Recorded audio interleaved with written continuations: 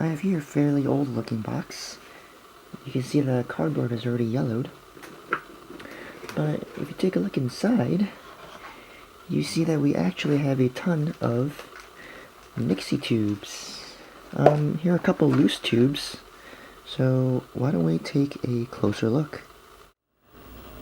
Here's a package that has been already torn apart by somebody else, and we have a tube left, but it has been cracked. You can see the little shard of glass right there. So let me cut this open, maybe we can take a closer look at what's actually inside the tube. And let's pour out all the bits of broken glass, right? This is a Nixie tube, and these were used as numerical displays around the 1960s and the 1970s before LEDs were invented. It's great that I have one that's already broken right here, because I can take a look inside without having to break one that works. And these are getting more and more expensive because no one really mass produces these anymore, as LEDs are a much more economical way of displaying numbers. And these were definitely before my time, but we can take a look at what's inside. And so here's a bit more about how Nixie tubes work.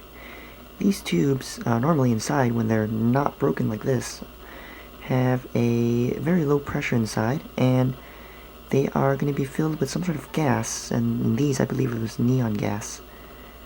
The anode is going to be the side where you put a positive voltage on, and in this case it's pin 7 and pin 10. I'll go over the datasheet in a bit, but for now it's one of these pins down here. And there are a lot of other cathodes on the tube, which is the rest of these wires down here, and each of these wires attached to an individual number inside the tube. And you can see here that we have layers and layers of wire grids that are actually just numbers. They're individual numbers. And whenever you connect one of these numbers to ground, and either pin 7 or pin 10 to a high voltage supply, then you can get the number to glow. Okay, I also have the ohmmeter out here in buzzer mode. This is pin 7, and I'm going to touch that too. There's a wire mesh right there, and you can see that it's beeping because there was a connection. So this whole wire mesh right there is the anode. It's this mesh right there, and it's actually connected to this back plane, which is it looks like also metal because it conducts. And the reason that we have a back plane here is because we only want the viewer to view the numbers from this forward direction, because, well, the numbers will be backwards if you looked at it through this side, and you've got all the text on here, so it'll cast an interesting shadow. I wasn't able to find a datasheet for this particular tube online. However, I got lucky and found one other tube in my box, and this is labeled B-5750 Nixie, branded Burroughs, made in Japan also.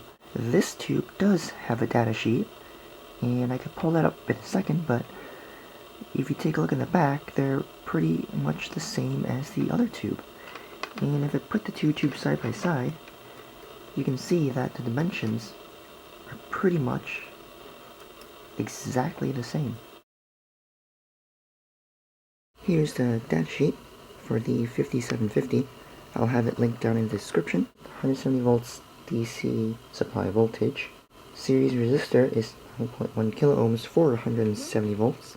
And the maximums here are 3.8 milliamps for the numbers and 50 milliamps for the decimal point. Your decimal point current is a little bit lower than the regular number anode current. Soldering heat, 260 degrees Celsius. Max viewing distance, 24 feet. Wiring diagram, and the pinouts. There's also the diagram of how to hook this thing up. You need a series resistor to limit the current, and then you just ground each individual number or decimal point to get it to light up. Pinout diagram goes around in a circle, and you got 13 and 14 which are decimal points. Pins 7 and pins 10 are linked, and they are the top bar here, that's just the anode. Shock is rated. You have temperature ratings, vibrations, physical, and thermal rating. Table of suggested series dropper resistors at given supply voltages generally increase as you increase the supply voltage to limit the current to roughly the same amount.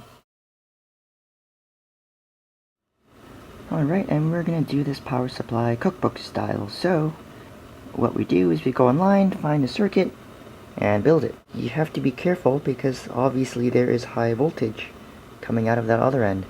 Keep your fingers away, and just be careful in general. Now, I have most of the parts. This is based on a 555 or timer chip, and all it does is switch this up and down really quick, dump some stuff in the capacitor, and out you have 170 volts. The hardest part about this is finding a suitable FET right there. This has to be a high voltage FET, and if you are somebody who loves collecting things like I do, you would have a bag of random transistors that you pulled out of other places. And some of these come from like power supplies off of computer things, and others just random boards. So I'm gonna have a dig through here, and hopefully I'll get some sort of a high power FET. And I guess one other thing that is gonna be a little bit tricky may be the variable resistor, since I don't think I have one of those. So we'll just whack in fixed value resistors and just set it at 170 volts. I'm gonna sort through these transistors real quick, and I'll be right back. Okay, we're back. And here are the contents of the bag. I've dumped them out. And I did find some power transistors, power FETs right here. And after the datasheet pulled up, that's the number. It was just 32N something something on the package. 32 amps, 560 volts right there. And if we scroll down, it's actually 32 amps at room temperature. So this should do the trick. Just kidding, we're not done yet. There's also the UF4004 diode right there, and that is actually also a high voltage thing. These should be high voltage caps, rated for at least, the 170 volts you're gonna put across that thing. So, of course, you dump out the bag of diodes, and really easy, look for the biggest ones, the big packages. This one here is a HER 506, and that is a 1000 volt 5 amp diode. Here's another variety, MR856, and MR856 I have the datasheet here. That is 3 amps, 600 volts. Those are the 1N5401s. These won't do the job. The 5401s are only 100 volts, which is obviously less than our 170, but if you look over to the right, there are more models. And here I happen to have the 1N5408s, actually new, and those will do 1000 volts happily. And we don't need the 10 amps or whatever, 5 amps they give us, 3 amps I guess, but really any of these will do the trick. So I'm probably gonna just pick the one with the leads that is old. These capacitors in the bag didn't do it this time, because these are all high capacitance and low voltage, so like 25 volts or something like that, so that doesn't work. I have some power supply capacitors that are relatively high value, and they're like 450 volts, but that is also a pretty high capacitance, and we just don't need that right now. So I was down to these. These are huge block capacitors, and you can see that we have relatively low capacitance, 3.7 microfarads, and you get 300 volts. So that's pretty good. I think this one will do the trick. Max temp 85 degrees Celsius, no problems. Just make sure you use the blue wire, and that should be that. So now that we have the 3 components that are high voltage, I think we're just about ready to start. Okay, I was debating how to build this one up because this involves both big leads and small leads. This stuff, you will need a whole lot of islands, like little scrap pieces of things like this, to try to make individual connection points, which is not fun to make. Or you could do a dead bug style where you just glue that down like that and then wire the legs up or something. But that is not fun. Use a piece of this stuff, the prototyping boards, and then we will wire that off to the copper clad for the big pins. And it's always good to stop yourself halfway through just to check that everything's sort of working. So you can see on the schematic here that, there we go, we have an oscillator section over here that just oscillates, and it has got really nothing to do with the stuff on the other side. So I've built this section up already, and now you just want to make sure on pin 3 that we're actually getting some sort of a oscillation going on. Now if we take a look at the scope, and focus, there we go, you see that we do have a kind of sort of square wave, not really, it's a bit messy. It's actually very messy, just kidding. And the reason for that is probably because, goodness, focus. There we go, that B-5750 is floating. The base isn't actually connected, it's right there, that's the base pin. It's not connected to anything. So I actually have to connect that to something, and you can run through the calculations on the left side. See 170 volts on top and ground on the bottom. With this variable resistor here, we're going to get anywhere from 1.13 volts to 0.36 volts. So we will just hook a random value down in the middle and see what happens. And of course, when you hook it up, it kills the output. Now we turn that back on, and we're back to our thing. Yeah. It's kinda, whatever. I'll deal with it. Yep. So it's not working, it's just not working either. So I think we could continue. So next I'll put in the FETs diode and a couple other random resistor things, and I'll be right back. I ended up mounting this thing upside down like this because this pad actually connects to the center pin, which is not ground. Also, this resistor there is something like 850 ohms. Not critical, anyways. The really hard part was actually trying to get some of these connections made. Like you can see that center pin on the MOSFET, the FET right there. Alright, there we go. This center pin is a little bit crusty. The thermal mass of this MOSFET is actually huge, and my soldering iron actually cooled down enough to not heat up any solder when I lifted off the leg right there for another good like 5-10 seconds. And also this pad right here had the same issue because we're hooking up so much large wires and everything.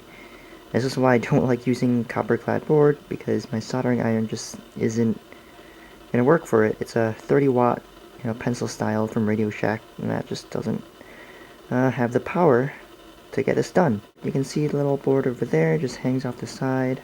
Oh yeah, other thing is here I've got 2 caps. Instead of one 100 picofarad cap, I have in series, is that like 2 220s. And that was because the 100 picofarad caps were a little bit tiny, and maybe, if I put 2 of these together, the voltage rating would be slightly better. I will now hook it up and get this thing tested. Alright, one last thing I forgot to mention was the pads down there were a little bit hard to glue because this bottle is super glue. It actually dried up, so I had another bottle and it says ultra strength, but yeah, it really doesn't hold anything, so I'm probably gonna hot glue everything down once this works. What you are seeing right now is my power supply over there with the positive. This is 12 volts. That's ground. And that's going into the inputs right there to the board. And then the output is being taken at this lead, and that just goes straight over there. The voltage will be displayed on the meter. The ground lead of the multimeter is connected right there. I'm going to turn this on, and hopefully nothing blows up. 279 volts. That's a bit much now.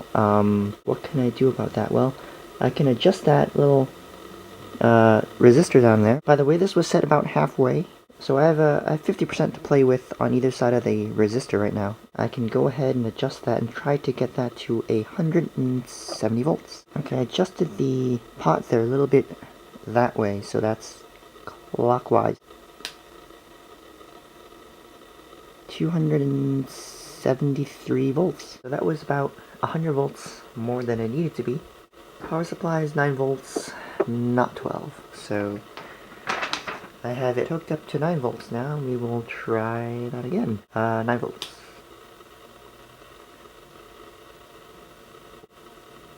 It's dropping. This Nixie tube is now hooked up through a series dropper resistor, and I also hooked up the 2 decimal points in the side, because if I didn't, they would glow blue. It's not good for the tube, probably. And on this meter here will be the B+ voltage. So that's the output voltage of the boost converter, DC. So I'm going to turn this on and watch what happens. So notice the oscillation there starts okay. The tube turned on, it's displaying a 3, but there's a blue kind of tinge to it. That's kind of too much current or something. And then pieces start to go. Our oscillator here starts to, change and widen a little bit. And it's not a pretty looking, yeah, see, there it goes. And now our output is being shorted to ground. And you can see our output voltage is also dropping. And we've kind of settled down at this waveform right here, which is still a, a square wave, except at a much higher frequency than we'd actually like. There's something wrong with our oscillator circuit, or it could be our capacitor. And why don't we go ahead and take a look at the schematic again really quickly. Alright, now the scope is hooked up to the base of the BC547, and that is supposed to be the beginnings of our feedback network right there. And we're expecting this to level off somewhere between 0 point something volts and 1 point something volts, so it should hang around that 0.7 mark. So it could be flipping it on and off whenever this drives high or low. And instead of that, I'm going to turn this on, and you can see that, well, this is 20 millivolts times 10 right now, so we're at, 400 millivolts or so? So that's 0.4 volts. And then the Nixie tube still lights, but the voltage is at 140, it's steadily dropping, 120, and you can see that this is also starting to drop, and it continues to fall. See, now it's only one division, and our output voltage is now at the 90 something volts that it wants to level off at. So this point here isn't set quite right. Alright, so previously we noticed that 0.4 volts here is steady for a while, and then it starts dropping down. And when this drops down, this transistor turns off, and then that affects that control pin on the 555, and that whole thing eventually changes the duty cycle there, or the frequency, I don't know, both. And then the voltage here drops, and it's kind of like a positive feedback thing, and then it just goes. So obviously, we have to raise the voltage here just a little bit to make sure that this thing doesn't keep turning off. And instead of this resistor being 1K, I put in like a 800 and something odd ohm variable resistor. So what I can do is toss another 200 ohms or so up between the variable resistor here and the 220K, and maybe that'll fix some things. Alright, so I did that all wrong. This white resistor here is actually not 800 and something ohms, it's more like 100 ohms. And that was the fault of the auto ranging on the meter not settling down right. So I was in the right place with the resistor, I just took a very long time and roundabout way to get to the solution. Or at least what I think of a solution. So what happened is that I replaced that white one with a 500 ohm variable resistor, because that's the closest thing I had to 1K ohm. And yeah, I do need to get some more 1K ohms, but you can see the 470 right there. And then that is now connected in series with those two resistors, which are 150 and like a 330 or something like that.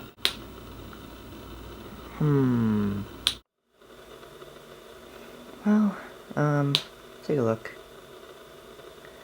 We are at 114 volts, so not quite. I don't know which side we're going to. And turn it back on. You get 153 volts, which is now lower than what we need, so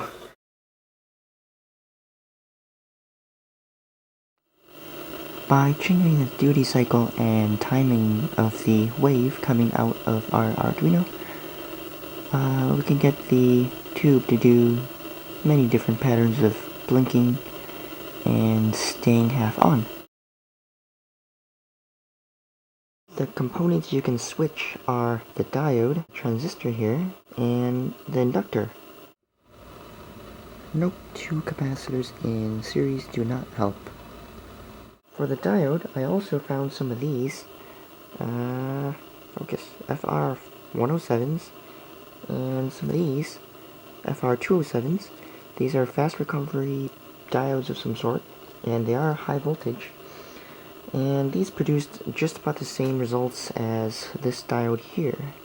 And I also tried these 1N5408s, and I mean, same story. I think these were worse. They dropped the voltage down by about 20 volts. It looks like diodes matter, but not too much in terms of, well, at least from the ones I've had. Alright, and here you see a bunch of coils. These are random ones that I've picked out of PC boards and power supplies and all that stuff. But I've gone ahead and tried a couple of them, and it looks like this one works the best. This one isn't one that has the highest value or anything, it's just one that works the best. And here I can demonstrate that really quickly. About 150 volts or so on the output. This value here is 214.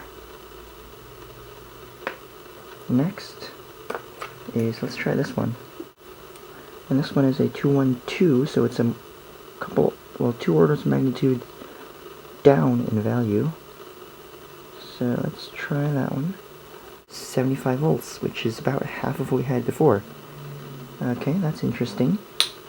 And next we can try another random coil. Looks like this one. It's on a toroid. Pulled out of a computer power supply, I believe. 105 volts or so. So you see as I switch these coils in and out, I'm getting different voltages on the output. And we could do this one here, which is a 10 microhenry, which is, you know, kind of small. And actually I want to do one more after that. I'm going to do the 100 microhenry inductor here in a little green package. and that gets you 25 volts. And then lastly, let's try the green package. And that reads 50 something volts. So, for some reason, this one works the best. Actually, you know what, let's try this one. I've labeled this a transformer. I can just use one of the windings as a coil, and I've labeled the inductance actually. Black to white is 4.15 henries, and black to red is 5.6 henries, which is, fairly large value of inductance. And so here we go. And you see we get all of 17 and a bit volts. So an increase in inductance doesn't correspond necessarily to an increase in voltage or anything like that, obviously. The highest I got was 150, and I don't have any other coils to test with that are like this unless I wind them myself. And I have the wire to wind it, I just don't have the forms to wind it on. And to get it to be such a large inductance is going to be a little bit tricky. The parameter that is responsible for our output voltage is the duty cycle of the square wave we put into our transistor. And for this demonstration, I'm just going to stick with the coil that worked best before. And I have the Arduino code up right there. That just changes the duty cycle if I change this number there. I'm using analog write, which spits out a square wave at 60 kilohertz or so, and if I change the value there, it's going to change the duty cycle. And you can see the voltage there, so we're going to start at 230. And by the way, the maximum is 255, so 230 out of 255, do the math, whatever that is.